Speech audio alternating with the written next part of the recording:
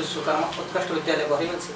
इसके पहले की क्लासेस में हमने संधारित्रों का श्रेणीक्रम समूहन देखा था। आज हम संधारित्रों का समांतरक्रम समूहन देखेंगे किस प्रकार से संधारित्रों का समांतरक्रम समूहन होता है और उसकी परिणामी धारिता किस प्रकार से ज्ञात की जा सकती है।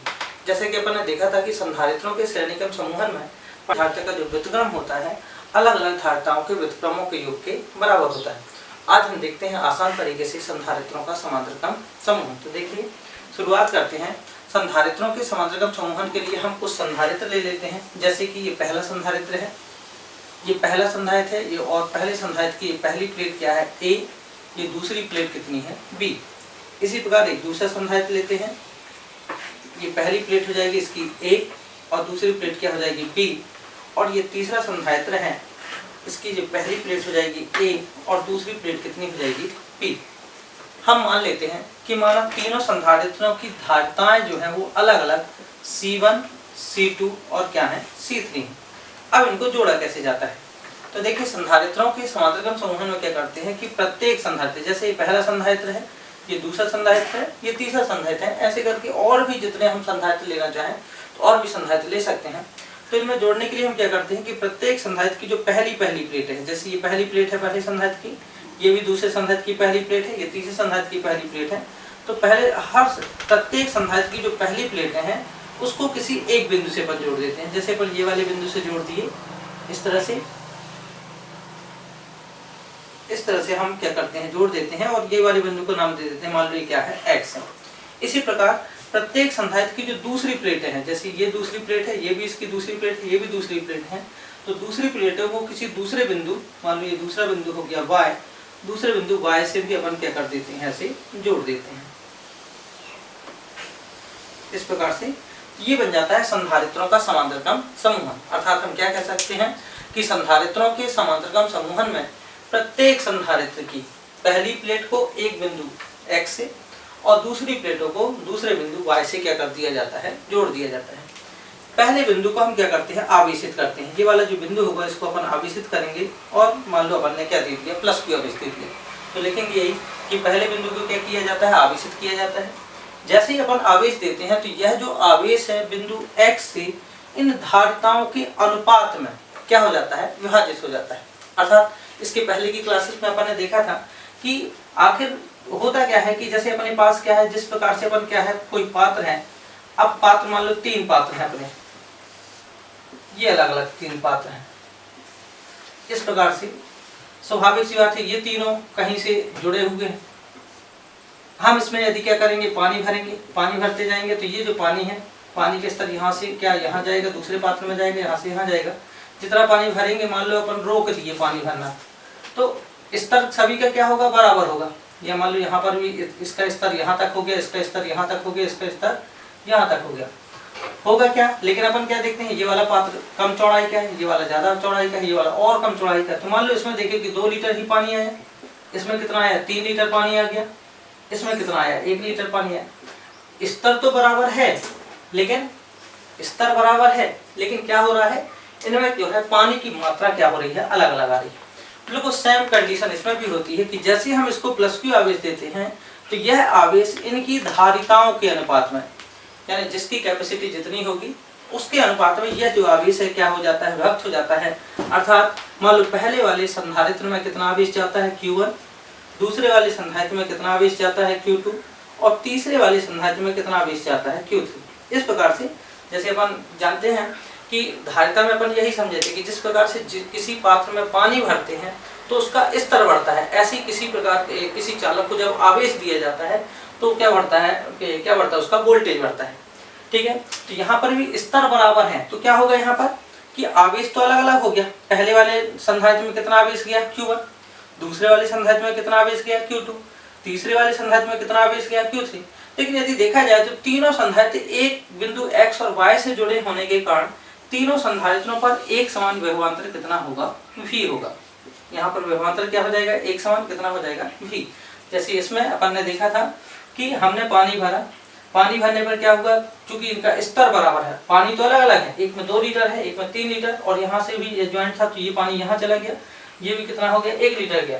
सभी के स्तर बराबर हैं, लेकिन पानी की मात्रा सभी में क्या है, अलग अलग है। किसी में 2 लीटर, किसी में 3 लीटर, किसी में 1 लीटर।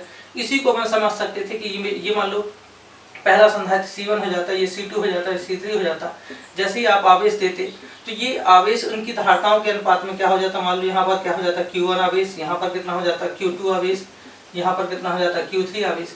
लेकिन इनके स्तर बराबर अर्थात विभव क्या हो जाता है, इनके एक समान हो जाते हैं।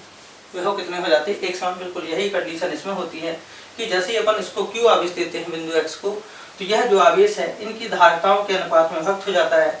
पहले संधारित्र पर Q1 आवेश, दूसरे संधारित्र पर Q2 आवेश और तीसरे संधारित्र पर Q3 आवेश क्या होता है, विभक्त होता है। लेकिन ये कौन सा रहेगा, प्लस, यहाँ भी प्लस, यहाँ भी प्लस। अब कौन सी क्रिया होगी, प्रेरण की क्रिया होगी। प्रेरण की क्रिया होगी तो निकटवर्ती जो प्लेट होगी उसके निकटवर्ती पृष्ठ पर विजातीय आवेश अर्थात क्या हो जाएगा, माइनस, और दूरवर्ती पृष्ठ पर कौन सा आवेश चला जाएगा, प्लस। तो इसके पास कौन सा जाएगा, प्लस जाएगा। फिर से यहाँ पर ये भी प्लस, ये भी प्लस, ये भी प्लस, ठीक है। और यहाँ पर प्रेरण की क्रिया से यहाँ क्या आ जाएगा, माइनस, यहाँ भी क्या आ जाएगा, प्लस, और प्रेरण की क्रिया से यहाँ पर भी क्या हो जाएगा, माइनस। ये सभी इसके पास जाएंगे। और जो y वाला बिंदु है इसका संबंध हम किससे कर दिए हैं, पृथ्वी से। तो जितना भी धन आवेश इसमें होगा वो संपूर्ण आवेश कहाँ चला जाएगा, पृथ्वी पर चला जाएगा, ठीक है। तो अपन ने क्या किया, माना 3 संधारित्र हैं जिनकी विद्युत धारिताएं क्या है, क्रमशः C1, C2 व क्या है, C3 है। इनमें प्रत्येक संधारित्र की जो पहली प्लेट है उनको किससे किसी बिंदु X से जोड़ दिया गया है, तथा दूसरी प्लेटों को दूसरे बिंदु Y से जोड़ दिया गया है।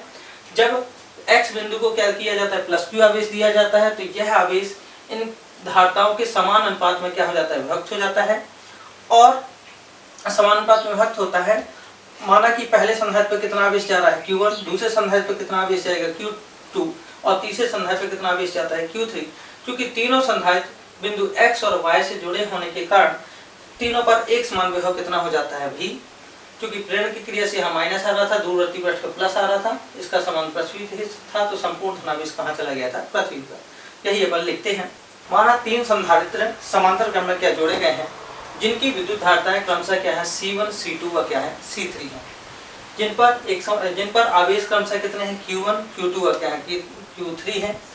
क्योंकि तीनों संधारित्र बिंदु X व Y से जुड़े होने के कारण तीनों पर एक समान विभवांतर कितना है, V होगा, ठीक है। तो यही अपन लिखे हैं कि माना 3 संधारित्र समांतर क्रम में जोड़े गए हैं जिनकी विद्युत धारिताएं क्रमशः C1, C2 व C3 हैं, तथा आवेश क्रमशः Q1, Q2 व Q3 हैं।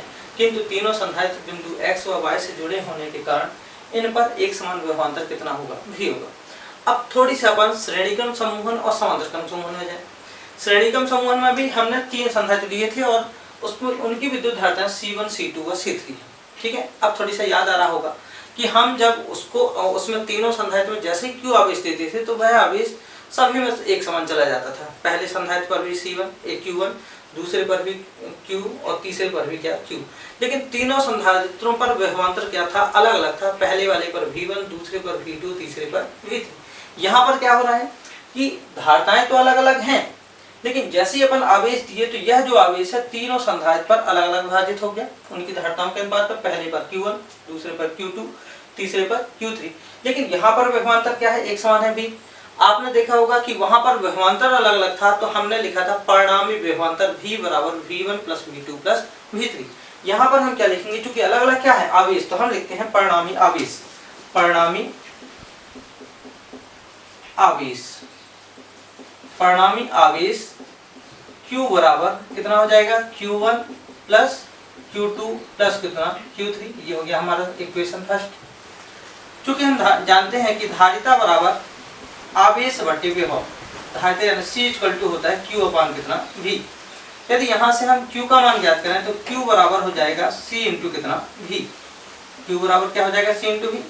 यदि इसका प्रयोग अपन पहले वाले संधारित्र पर लगाएं तो क्या हो जाएगा, Q1 बराबर, यहाँ पर धारिता कितनी है, C1, विभव कितना है, V। दूसरे पर लगाएं तो Q2 बराबर कितना हो जाएगा, धारिता कितनी है, C2, विभव कितना है, V।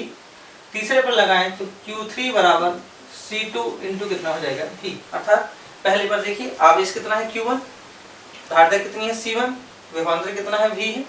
दूसरे पर आवेश कितना है, Q2, धारिता कितनी है, C2, और विभव कितना है, V। और तीसरे पर यदि अपन देखें तो आवेश कितना है, Q3, धारिता कितनी है, C3, और विभव कितना है यहाँ पर, V। ठीक है। इन तीन सभी मानों को हम कहाँ रख देते हैं समीकरण 1 पर। तो समीकरण 1 से क्या हो जाएगा यहाँ पर कि Q की जगह कितना रखेंगे C इंटू V बराबर कितना हो जाएगा Q1 की जगह C1 इंटू V प्लस यहाँ कितना हो जाएगा C2 into V plus Q3 की जगह कितना हो जाएगा C3 इंटू कितना V। C इंटू V बराबर हम देखते हैं V यहाँ भी है, यहाँ भी है, यहाँ भी है, तीनों से V अपन क्या ले लिए कॉमन, तो कितना बचेगा यहाँ पर C1 plus C2 plus C3 अर्थात V से V क्या हो जाएगा कैंसिल, तो C बराबर C1 प्लस C2 प्लस कितना C3। यही संधारित्रों का समांतर क्रम समूहन है। अर्थात हम क्या देख रहे हैं कि संधारित्रों के समांतर क्रम समूहन में जो परिणामी धारिता होती है उसका मान अलग अलग धारिताओं के योग के क्या होता है बराबर होता है। ठीक है, इस प्रकार हम ये भी कह सकते हैं कि संधारित्रों के समांतर क्रम समूहन में यदि धारिताओं के मान को बढ़ाना है तो आप संधारित्रों को किस क्रम में जोड़ा जाए समांतर क्रम में, यदि धारिताओं के मान को कम किया जाए तो उसको किस क्रम में जोड़ा जाए श्रेणी क्रम में, क्योंकि श्रेणी क्रम समूहन में जो परिणामी धारिता का जो व्युत्क्रम होता है अर्थात 1/c बराबर होता है 1/c1 प्लस 1/c2 प्लस 1/ कितना c3। अर्थात परिणामी धारिता का जो व्युत्क्रम होता है अलग अलग धारिताओं के व्युत्क्रमों के योग के क्या होता है बराबर होता है। तो सभी बच्चों को संधारित्रों का समांतर क्रम समूह समझ में आ गया होगा। ठीक है, इसके लिए सभी बच्चे इस वीडियो को लाइक करें, शेयर करें, सब्सक्राइब करें, कमेंट्स करें। यदि आपको और भी नए वीडियो जानना हो तो जरूर कमेंट्स करके बताएं, जिससे कि हम और अधिक आप लोगों को बच्चों तक नए नए वीडियो बनाते रहेंगे। धन्यवाद।